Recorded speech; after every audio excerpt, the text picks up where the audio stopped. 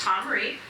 Tom is a managing partner of the firm Amcheck of Portland, which is a payroll, HR, and benefits administration firm. And this has been offering, Amcheck has offered full employer solutions for over 17 years. Tom's background, besides starting up Amcheck locally, he also spent time at ADP, Aerotech, and 4 years in the United States Marine Corps, and all kinds of interesting accolades underneath that Marine Corps experience. Amcheck is an Oregon-based provider of payroll, and since their inception in 1996, Amcheck has grown to be one of the country's largest independent payroll service bureaus by serving thousands of clients nationwide. Amcheck manages every aspect of payroll, employee benefits deductions, HR administration, lots of customization available, convenience and customer service, and we partner with Tom and helping clients, and we just think he's fabulous, and he's going to give us just a quick nuts and bolts ACA reporting. So ACA reporting applies to groups over 50. So for folks that have under 50, drink a little more coffee. You don't have to do it yet. But there's so much confusion around this topic, and I just thought it'd be good for Tom to give us a reality check. Yeah, thank you. Thank you, Dina, and thank you for having me. As she mentioned, I spent a number of years with ADP. I was in the staffing industry before that, and then I've been running Amcheck here locally for the last 8 years, and we are a traditional payroll service bureau, like an ADP or a Paychex. I like to say we're a little bit better.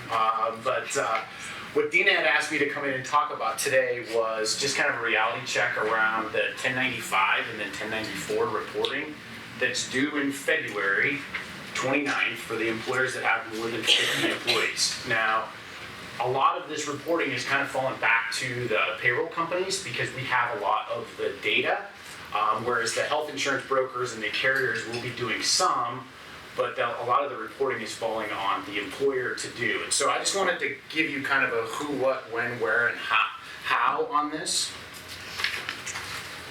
So kind of the who, Kristen touched on this a little bit already. It's the 50 plus employers. How you determine how you have 50 or more full-time employees is pretty simple for most companies. If you have a lot of employees like in the hospitality industry or in a seasonal type industry where you hire a lot of employees and then let them go throughout the season, that's going to be harder to determine whether you're a 50 or more employer. Generally, there's reports that you can get out of your payroll provider that will help you determine what is a 50 plus employer.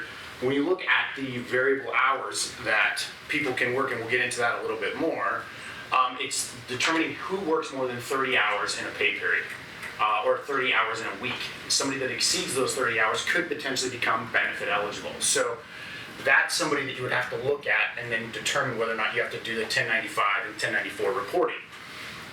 What the reporting is, it's the first time really that in most companies the Affordable Care Act has affected them. They haven't in the past had to do any sort of reporting around the Affordable Care Act because you already offer health insurance. You already give your employees benefits. So this is the first time where the ACA regulation is affecting most employers, where you're having to report a document to these employees so that they can file their individual income tax return. So where we're going is the end of 2015 for February 29th is when it's due. The employees need to receive a 1094-C form, which shows them what benefits they were provided throughout the year. So determining who is full-time, the look-back period. Sorry, I got a little bit off track there. But the look-back period is when you determine who your full-time equivalent employees are and then looking back through the administrative or stability period. So you've got your measurement period that you can select that would be anywhere from 3, 6, 9, or 12 months. This is when you determine who would become an benefit eligible employee. And then through the administrative period, you've got your 30, 60, or 90 days determining when somebody becomes eligible for health insurance. And then the stability period is when you look back to ensure that they are still qualified for health insurance. Each employer needs to determine what their measurement, stability, or administrative periods are. With the help of an attorney, they would determine who is going to be qualified for health insurance, who you're looking back to see who has to have health insurance. And then if they are offered health insurance, they need to receive a 1095-C form.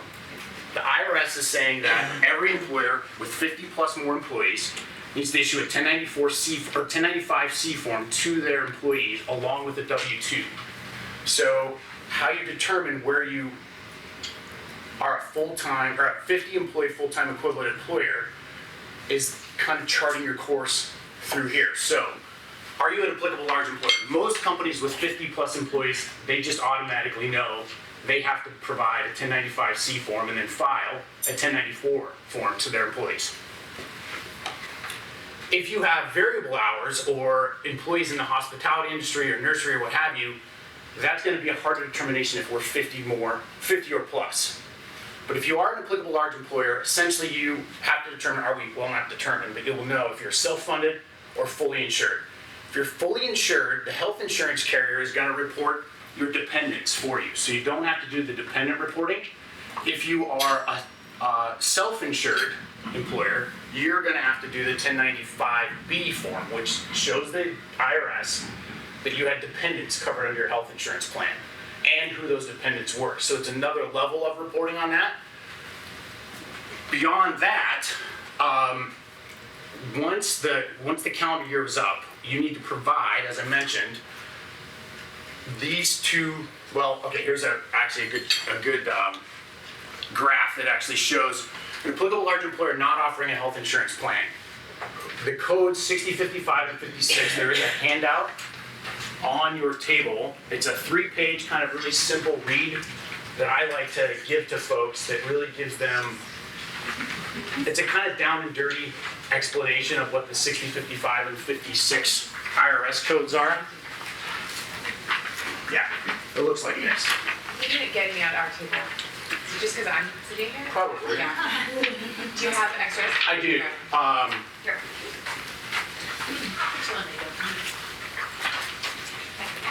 Yeah, I know. Those are a couple you guys can share.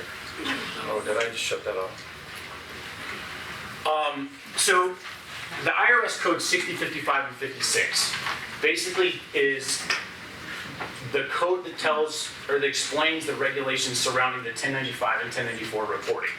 As an applicable large employer, you have to issue your employees a 1095-C form. The 1095-C proves to the IRS that that employee was covered under that health insurance plan. The Affordable Care Act basically says that everybody in the United States has to have health insurance now, okay?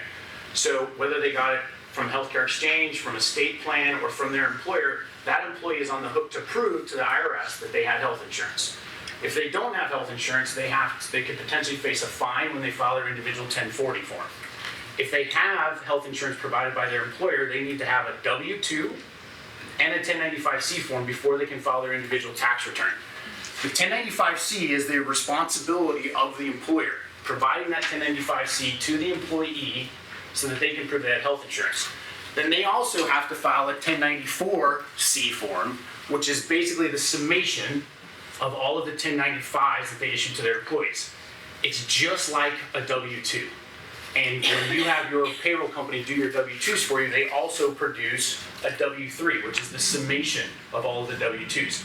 All of this has to be e-filed with the IRS, has to be uploaded through their portal. You have to qualify to become an e-filer with them. If you have a payroll company, they can do it for you, or you're going to have to do it on your own. But essentially, the reporting of the 1095s needs to go to the employees, and then 1094-C is something that you as an employer would then upload into the IRS.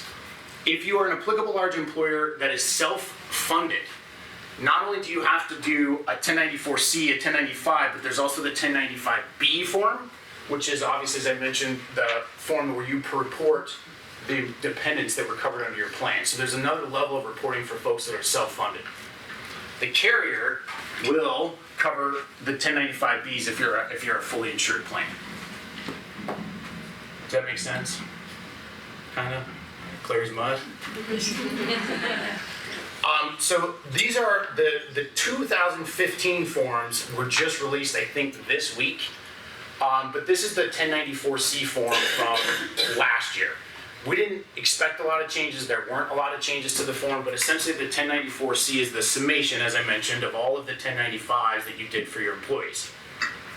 And then this is what the 1095 form looks like. So each one of your employees, before they can file their individual tax return, has to have this and their W-2. This isn't due to the employees until the 29th of February because next year is a leap year.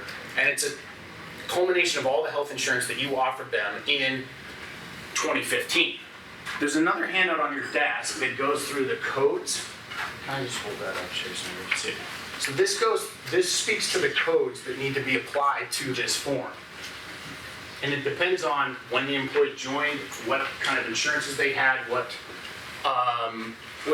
they covered dependents, whether they didn't cover dependents, whether they waived off of insurance, because depending on when they became eligible for insurance. So all of that needs to be tracked. It's an ongoing kind of monthly process through 2015, and then obviously going forward. We don't expect this to going away. The IRS generally would push deadlines or push things out the Friday before a holiday weekend. So Labor Day was the last Friday before a holiday weekend. We didn't get anything. So we doubt they're gonna do anything for Thanksgiving. So this is a reality. Everybody's gonna have to do this for their 50+ employers next year for the data and benefits that were offered in calendar year 2015. The IRS is estimating, I don't know if everybody can see this, but this is a snippet right from the IRS's website that basically says the time needed to complete these forms. 12 minutes for the 1095 if you have access to the information and you know what you're doing, and then 4 hours to complete the 1094. This is right off of the employer instructions from irs.gov. So if you have 100 employees, that's 24 hours of time that this is going to take you to do. Based on their estimates, that's 3 complete full work days for somebody that we can ill afford to have doing at a time of year where it's super busy for everybody. So I just like to kind of show that, and I'll go back to this slide too. So who it applies to? Anybody that's 50+ full-time employees, and determining if you have variable hours employees and what your head count is a little bit of strategy. And then if you have variable hour employees, it's working with an attorney to determine what we want our measurement, our stability, and our look-back periods to be. So there's the compliance planning, the strategies, and then having the documentation. And then the regulatory piece is obviously the reporting and the audits and the liabilities. The IRS has been very vocal about, as long as employers give a good faith effort to do this reporting this year, they're not going to hammer anybody with fines. The fines can be as much as $100 a day up to $1.5 million for non-compliance. Any small business with 50+ employees, that could be a game changer as far as your business is concerned. But if you make a good faith effort to do this reporting, they're not going to come after people really hard for this year's reporting. A lot of companies could do it last year, and a lot of companies did volunteer to do it. So I don't know why, but now they do have, it's something that is required, and they absolutely do have to do it this year. So employers that are between 50 and 100 that didn't have to have coverage in 2015 still have to report, still have to file. I would actually defer to Dina or Kristen on that. So if they went from 49 or 45 last year to 50 this year. That had 50 this year and so don't have penalties because there was that, you know, they basically said if you're 50 to 100, you don't have to have coverage in 2015. Right. Do they still have to report? They do. They do. Yeah. So then everybody would receive a blank 1095, Yeah. essentially? It's the employer mandate, there was transitional relief for the 50 to 100 to comply with the employer mandate, to offer coverage, Okay. affordable and minimum value, but you still have to do the reporting. Okay. So That I did clarify. You still Okay. have to report even though you weren't required to meet the rules. because the employees worked essentially now in 2015 for an applicable large employer that had transition relief, but those employees still had to have health insurance from some other source. Right, that's right. So they So- still want the reporting. So you would have to e-file basically a blank 1094C, essentially, to show that you did the reporting. And I don't know, would you have to give employees 1094, 1095 That's my forms? understanding. I would bet. Yeah. Okay. All groups over 50 for this Yeah. calendar year Okay. have to report in 2016.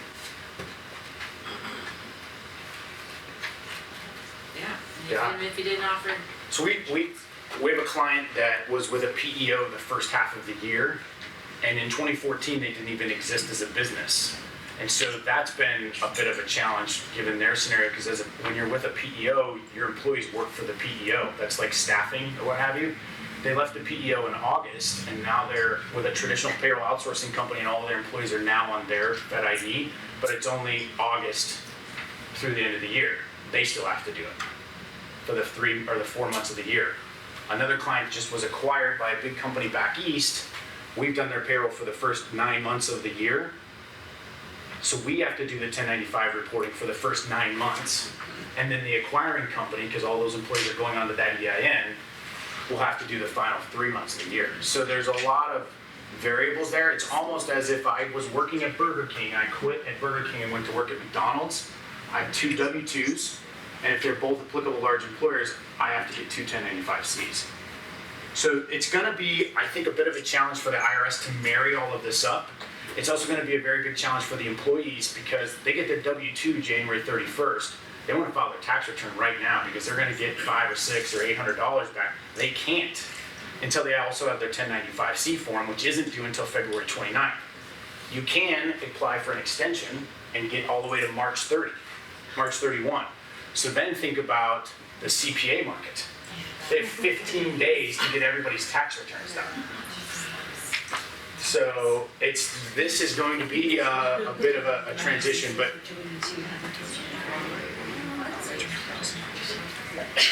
any other questions on this? I know it's kind of a lot. I do have the template spreadsheets that are required by the IRS to e-file.